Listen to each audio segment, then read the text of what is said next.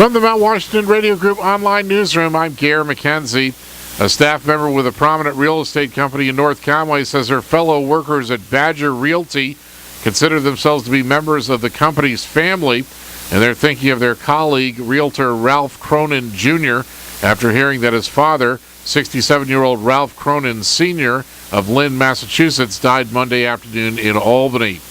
New Hampshire Fish and Game Conservation Officer Alex Lopashansky says the elder Cronin was cross-country skiing with his wife Linda on the Oliverian Brook Trail off the Kankomagas Highway when he passed on about 12:30, about 3/10 of a mile in from the trailhead.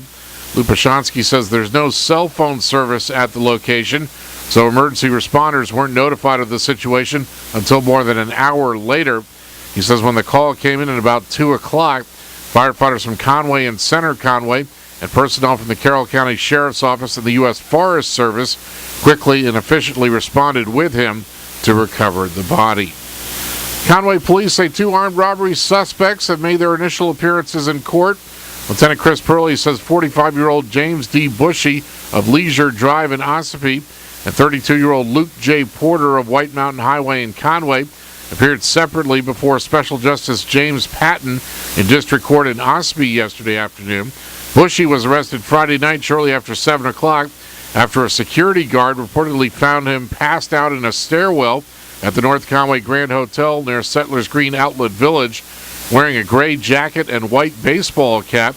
Bushy matched the description of a suspect who had allegedly approached a Canadian customer near a store in Settlers Green about an hour earlier, claiming he had a gun and demanding the customer give him $40. Purley says the customer refused and yelled loudly, drawing attention to the suspect, who temporarily got away until he refused the security guard's order to leave the hotel. At that point, police were called to the scene and determined Bushy was the alleged suspect. Bushy's charged with misdemeanor criminal trespass and attempted armed robbery, a felony.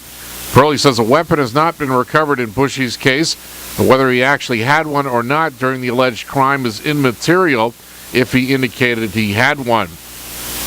Porter was returned from Orlando, Florida late last week after being arrested by local police at a hotel there last month.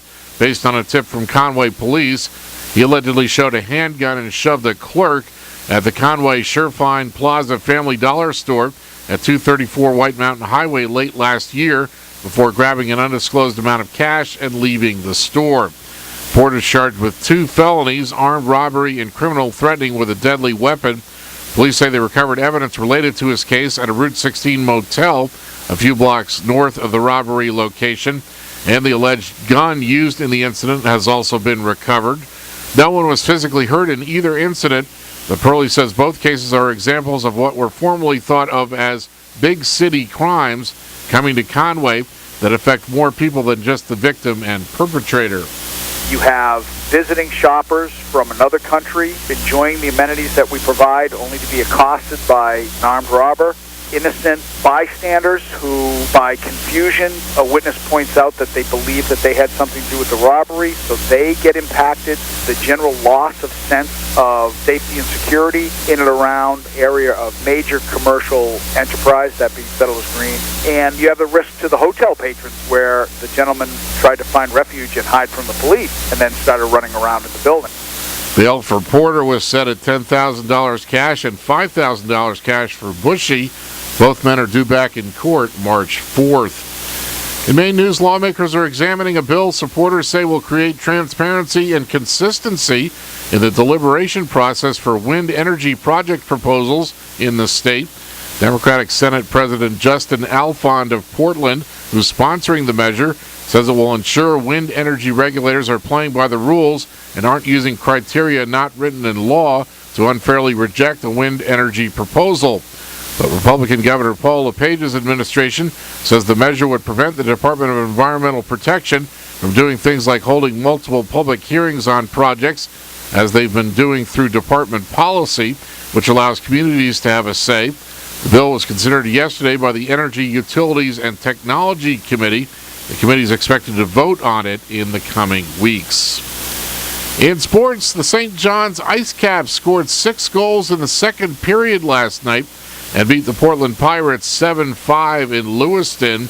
In Olympic action, American Ted Ligety has won the gold medal in the men's giant slalom. He is Bode Miller's teammate. And Michaela Schifrin skied to 5th in giant slalom yesterday during her first ever Olympic appearance. Bode Miller tweaked his injured knee and did not place in the giant slalom today. In the weather, partly sunny with a chance of snow this morning, then occasional snow this afternoon. Accumulation around an inch, highs of the lower 30s with light winds.